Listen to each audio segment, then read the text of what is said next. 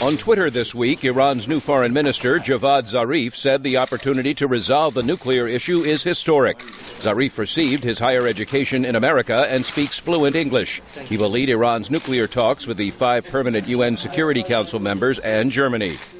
He's been continuing the charm offensive launched by Iran's new president, Hassan Rouhani. Iran seeks constructive engagement with other countries based on mutual respect and common interest, and within the same framework does not seek to increase tensions with the United States.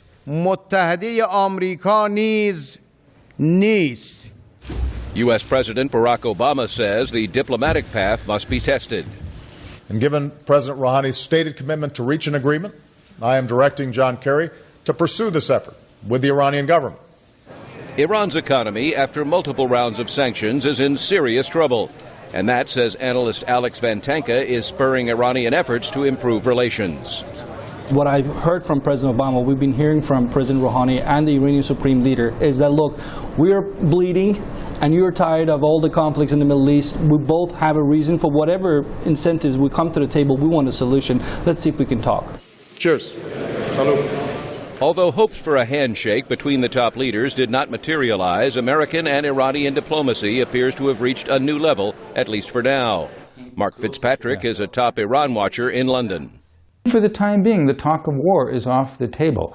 I mean, it's in the background, and if diplomacy is not able to settle this problem by next summer, I think, unfortunately, prospects for war will be back on the table. Despite the diplomacy, skeptics say actions will speak louder than words. Analyst Matthew Levitt. Iran is reportedly increasing its support for the Palestinian terrorist group Hamas.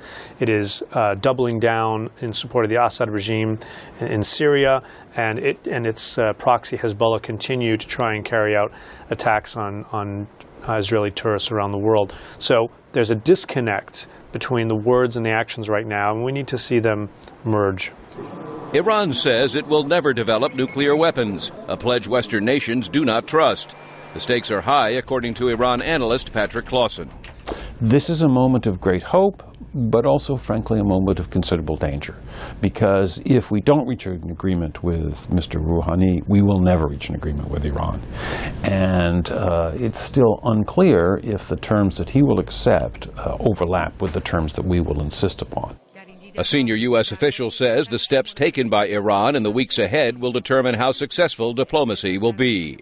Meredith Buel, VOA News, Washington.